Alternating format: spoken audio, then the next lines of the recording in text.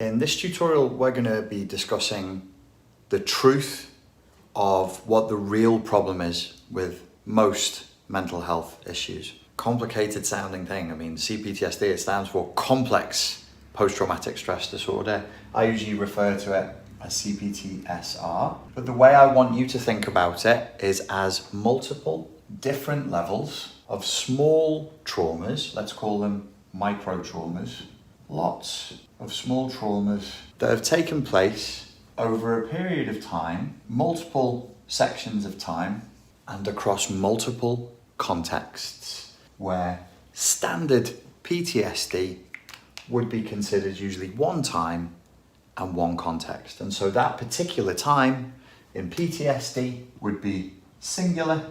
The day I was hit in the leg by a red car and it put me in hospital for 3 days. Every time, that's one time, one context. What's the trigger? Red car or crossing the road. What's the response? Whatever the predominant emotion was for that one context and that one time. So microtraumas take place over time across multiple contexts, and then we end up going through multiple trigger scenarios. So here we have a singular time and a singular context, and so we would have a singular trigger. What's a trigger? Well, when we pull the trigger on a gun or we yank the trigger on a grenade, there's one result. There's a specific result, a specific response.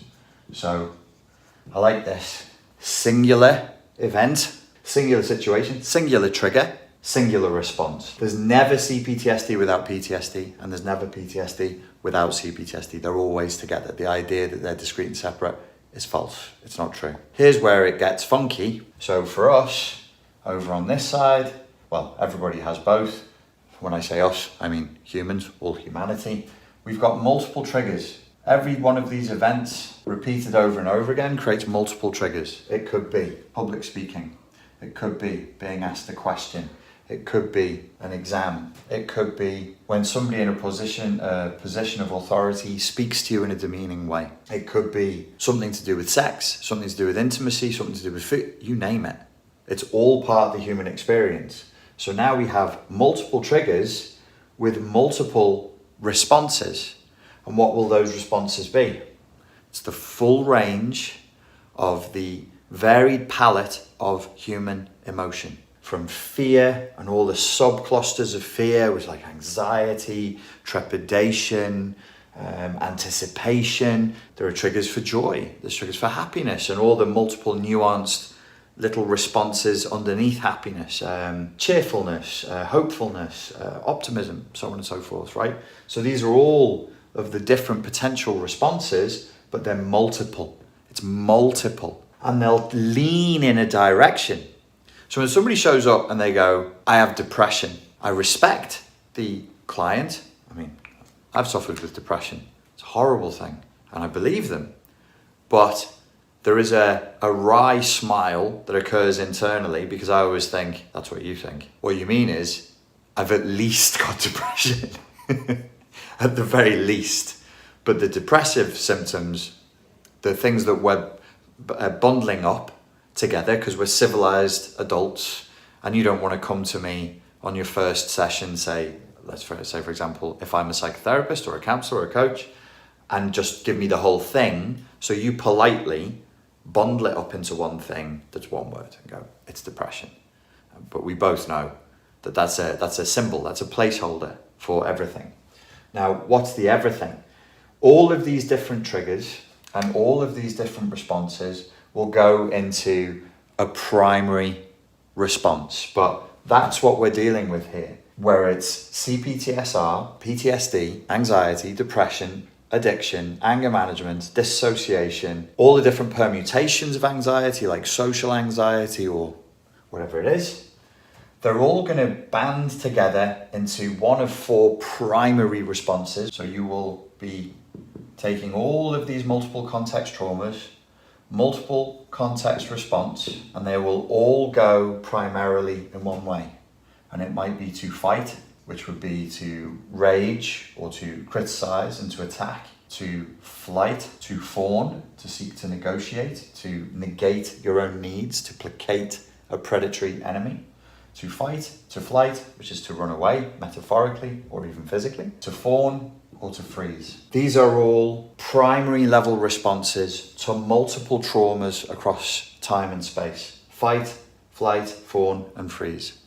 Now I'm going to take a little hypothetical leap, and I'm going to say, if all of these things are here, where does this come into the major issues that people go to psychotherapists for?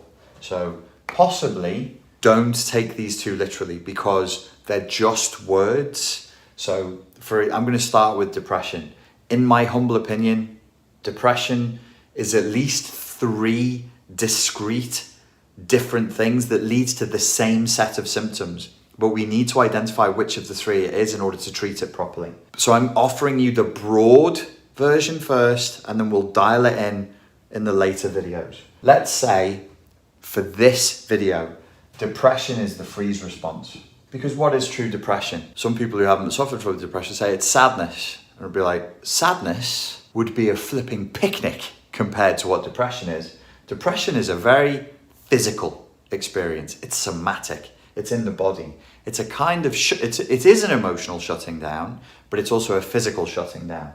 So that's where depression comes from. When you depress a button, you push it down. Suppress, you depress, you press the button. Depress is downward. So the whole system is down. So we could say that the freezing response, we could say, it's not the whole story, is depression. So these are none of these is a good way to operate in the world as an adult. None of these is a recipe for success and happiness and fulfillment. If you fight, eventually you will go to jail. If you flight, eventually, along a long enough timeline of that happening, you'll end up with nothing. You will have nothing. People who are very strong flight responders don't have that much, because you can't if you're running all the time, because things and contracts and relationships will slow you down. If you fawn, you'll be there and you can have success and you can have things and you can have the external trappings of fulfillment, but you'll feel nothing, because you're never doing it for you. You're only ever doing it for the other. You never experience it firsthand. It's always for the other. There's no fulfillment.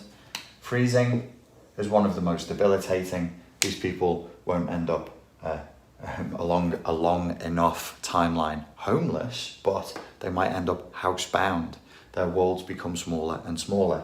Similarly with anxiety, if you have a very high level of anxiety, a very pronounced flight response, this is where these two start to cross over, because you can, in your drive, this strong drive for safety, seek to never leave the house. All of these are emotional flashbacks.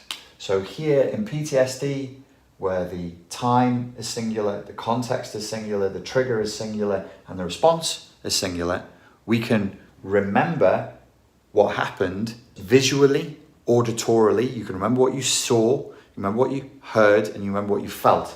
So you can have a flashback that is visual, auditory, and kinesthetic. There is no visual auditory, or very little visual auditory and kinesthetic remembering. So the remembering over here is purely emotional. That's why they're called emotional flashbacks, not visual flashbacks or auditory flashbacks or kinesthetic flashbacks. They're only emotional. So say I give you a method that doesn't eradicate your emotional flashbacks, but that reduces it. Say I give you a method and you try it for 2 weeks, and your emotional flashbacks, they just go down. They're just not as strong. The desire to fight is still there, but it's not as strong. The flight, there but not as strong. Fawn, not as strong. Freeze, not as strong. These things hold no sway over you. Abusive relationships, when you're not flashbacking, you won't stay in abusive relationships. When you're not flashbacking, the addiction, the dissociation, all of that disappears, because with this model that I've just shown you, what I'm saying, and this is what makes it a little tough to accept, and this is what makes it a controversial, it's not even a controversial diagnosis, it's a controversial model for the mental health people out there, or if you're interested in being a coach or a counsellor, The diagnosis of CPTSR is not controversial.